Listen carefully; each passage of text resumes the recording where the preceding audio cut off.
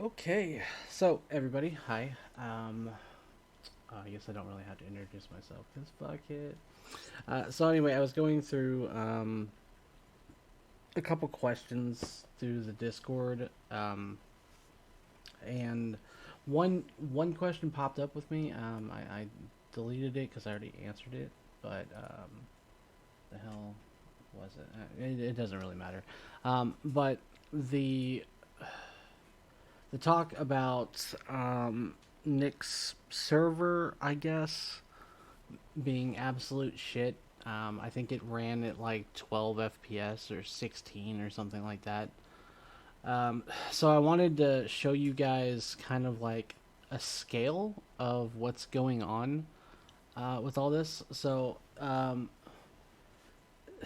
as far as the size of the game and everything like that. So I've mapped out or I guess I've blocked out a map, a full fucking map, right? And I just kind of kept going on and on until I hit about 24 FPS roughly. Okay, so what you're looking at right now is a low end. As you can read, the scalability is low. I can even go into my settings, change my scalability so it is the resolution is really low and the view distance is near, and then I can like shrink it down even more to like 1%, and it's pretty bland textured for the most part.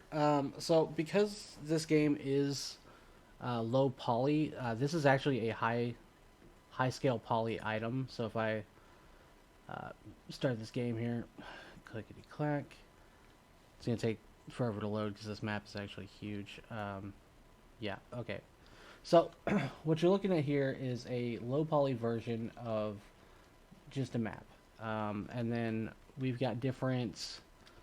Let me go ahead and hit this button here.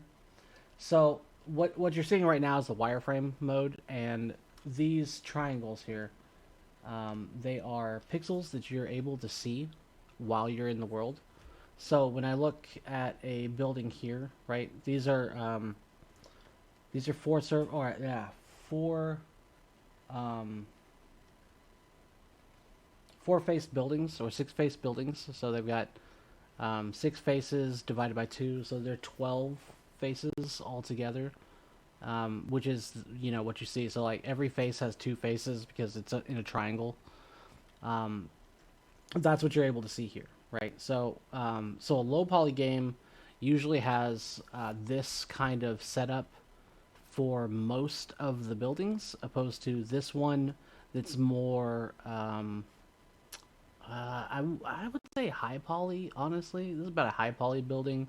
It doesn't have it's mid. It's mid range. Um, but it doesn't have like the bevels and everything like that, so it does look rather blocky. But like as you can see, that texture looks pretty all right there on the top. But so basically with the low poly count, so you've got 12 faces on a building roughly. Yeah, I mean you still have windows and things like that. So I would say the average building would probably run about 50 max, maybe, give or take. So, yeah, so 50 max per building per whatever.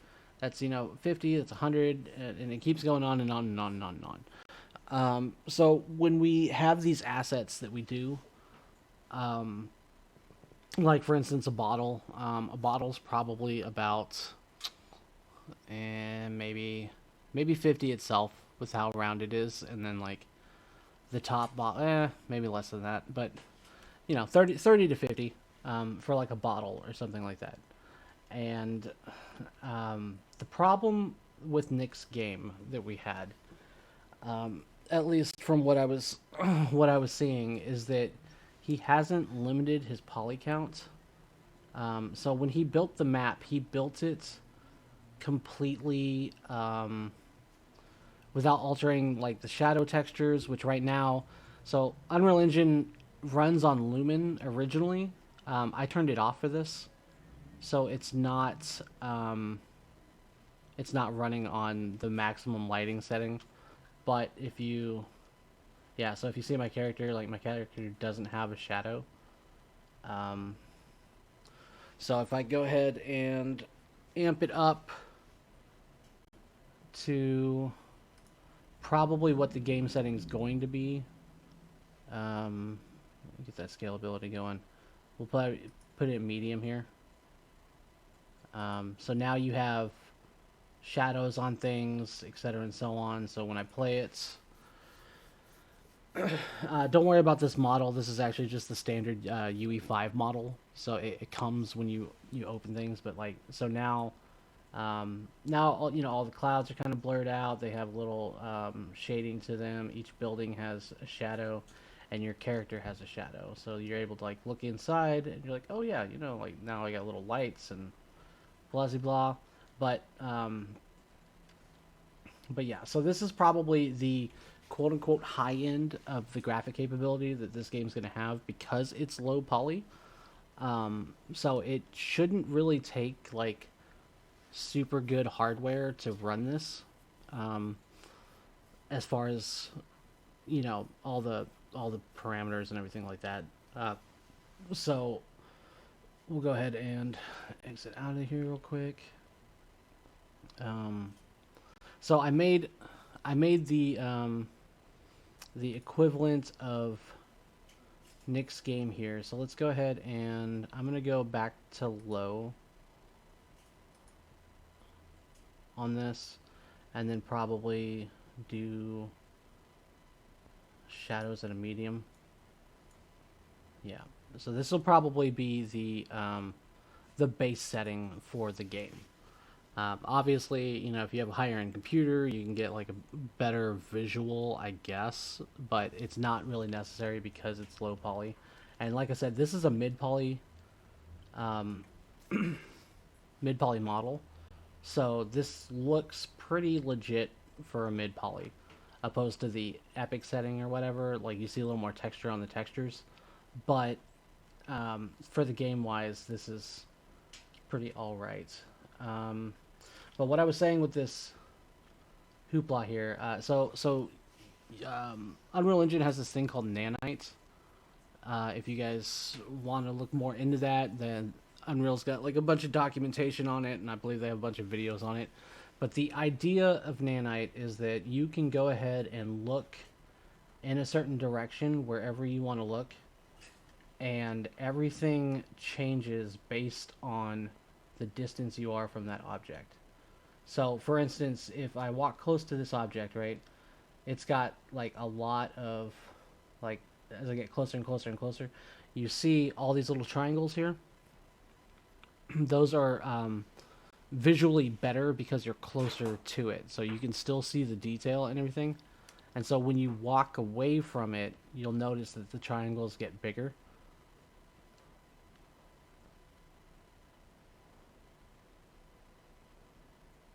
And then eventually as you walk further and further and further, you won't be able to see this unless you're like using a scope or something like that.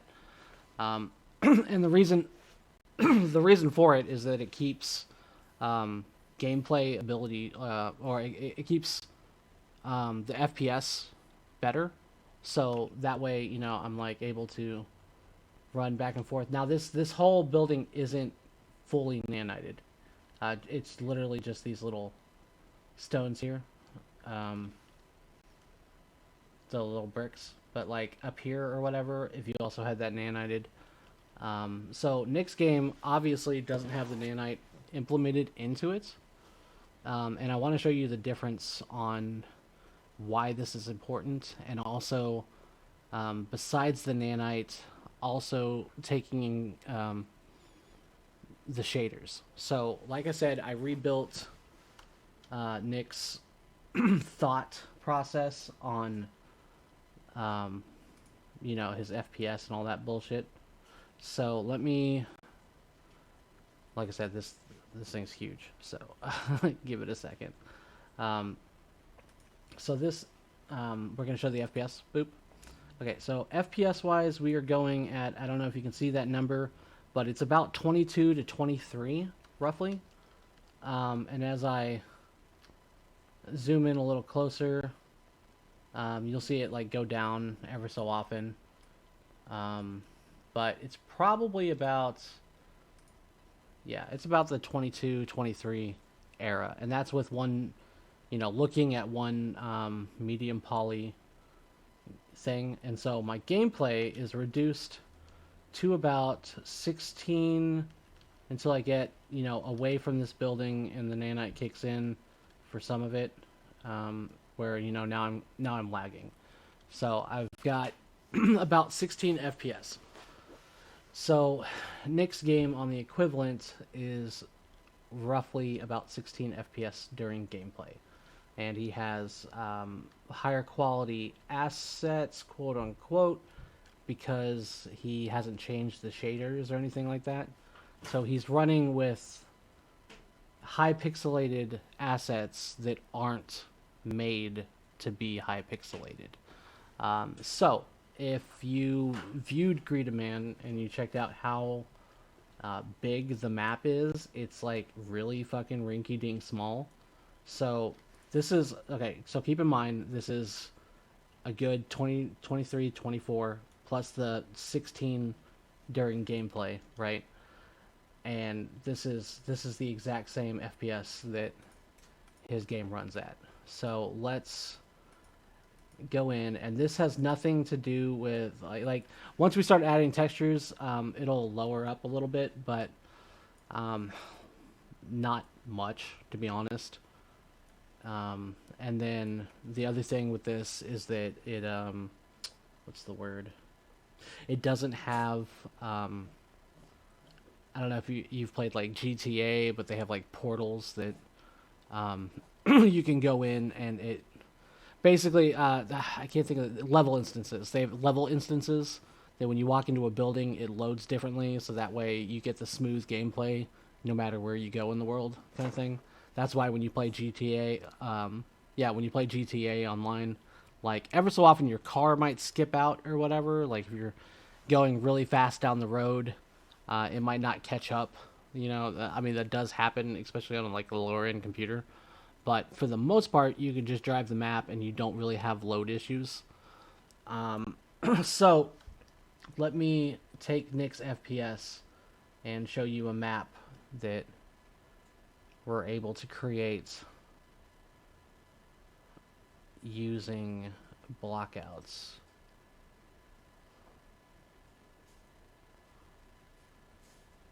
And these are all tiny little individual squares. And there's a complete other half over here. But so this game, as of right now, with all those little square homes, if you would double this and then not put in the portals, you would probably be running about 16 FPS, roughly. So the idea here is that because this game runs at, because this map runs at 22 FPS, and it's got all of this shit going on here, the idea is that once you take all of this, and this is like I said, this is optimal settings for the type of game it is, as far as visually, and I'm just gonna make sure that I go down into the town here and show you guys that these are actually like squared off buildings, like all of them. So they all have tops, they all have bottoms, and it runs at a steady 23, 24 FPS like Nick's game. The only difference is that this map is about, I don't know, 200 times the size, if that, maybe more, probably more. So that's what I wanted to show you guys, that we are, we're aware of the stability of the map and how we're putting it together.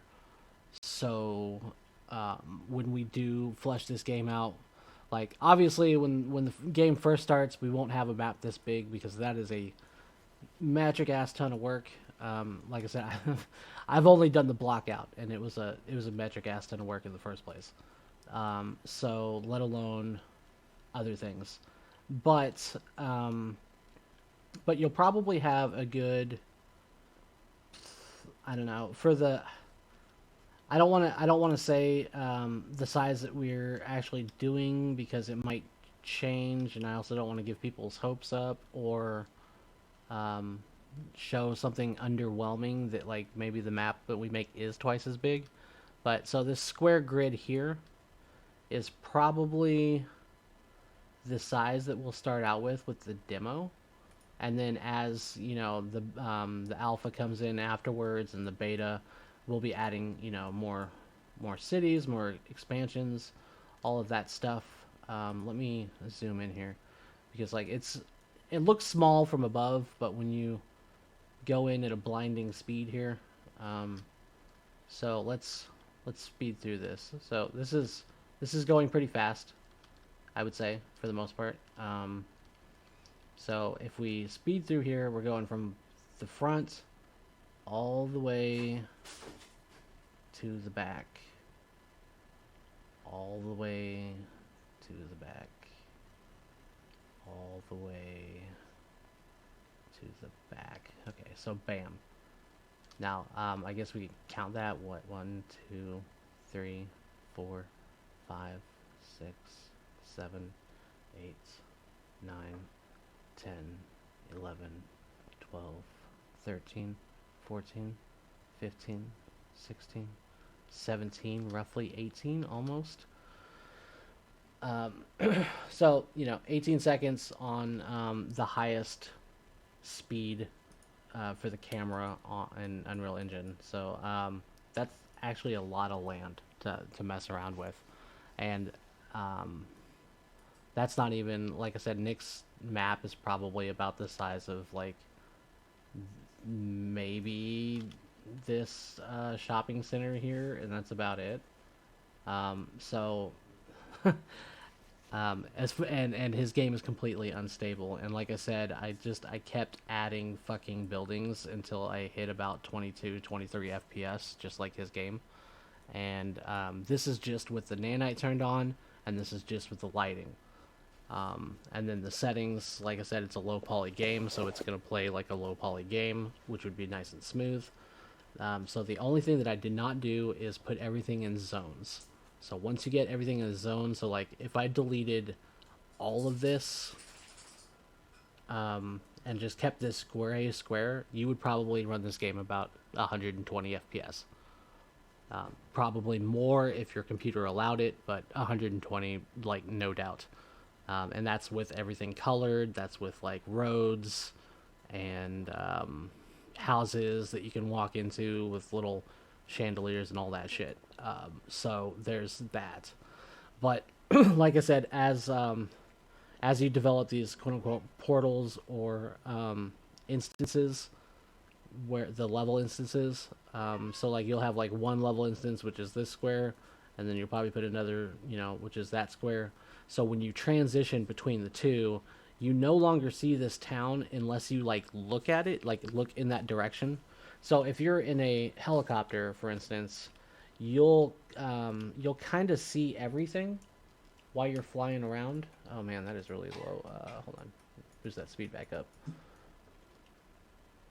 But yeah, so when you're flying in like a helicopter or something, or a jet or airplane or whatever the fuck, you'll see the town above, but it won't be.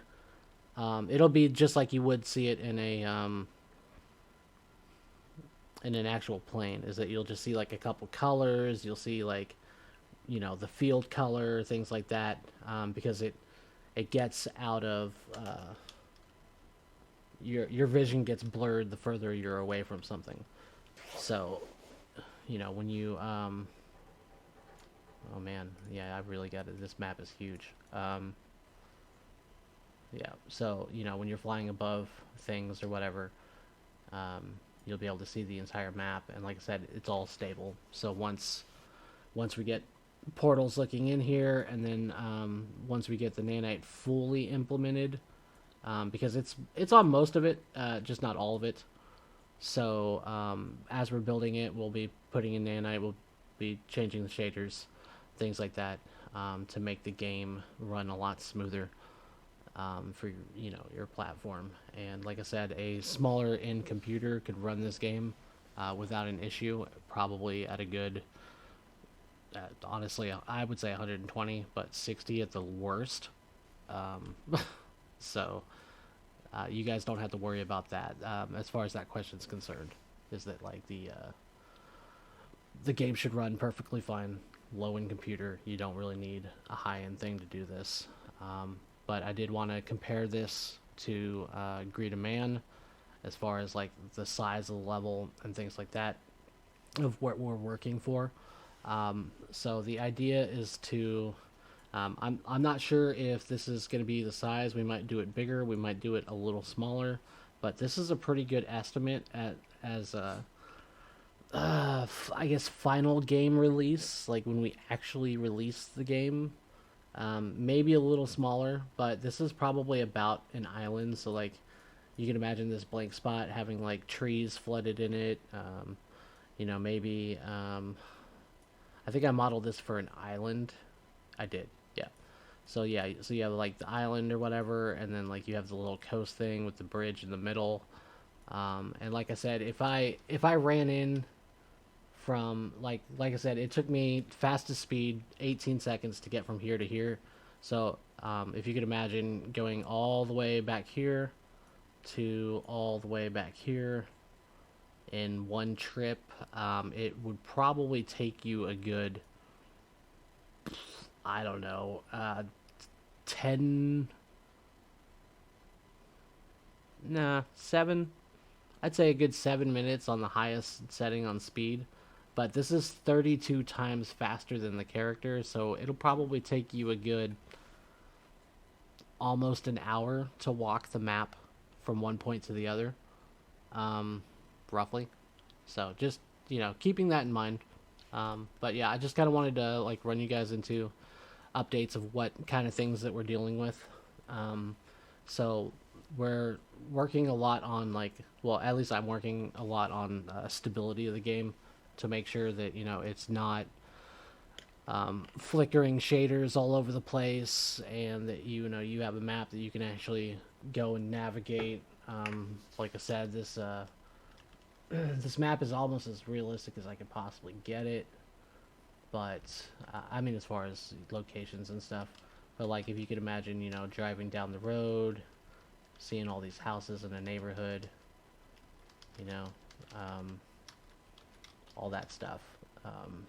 And to also answer the question, because I'm kind of running out of time to post this, but the other question is that like if will everything be like modeled? Will you be able to access everything? I don't see why not. I would think like maybe a water tower or something like you couldn't access, and maybe there's like some buildings you can't walk into. I doubt it. But a lot of the with the mechanics that that Instinct's thinking of is that a lot of these places will be empty in a weird way. So like, for instance, like this neighborhood. Take the neighborhood, right? You roll up to the neighborhood. All these houses will have like stuff on the front of them, so they'll have like doors, windows, patios, all that shit. But inside the house, inside most of the houses, they'll be blank. So the idea, I think, is that we're gonna have players purchase the house. You purchase the house, and then you can build whatever the fuck you want to build in the house. So you can buy an object, place it in the house, have your own thing, so like have your own car, come out of the fucking driveway, go to the store, and obviously the stores will be populated where you can go in and out, buy clothes, buy guns, or whatever the hell you want to buy. But by making the houses blank, I say blank, but making them empty and letting players create whatever the hell they want to create in there, it's actually a big relief on the devs, and it saves us a bunch of time. So all we have to do is give you the items and then let you manipulate those items in the world, and then you guys can have your own neighborhoods with your own lock to your own house, etc. and so on. So that's kind of the idea. I just wanted to post that to you guys and run that by you. But yeah, so I'll give you an update as soon as I can. Bye.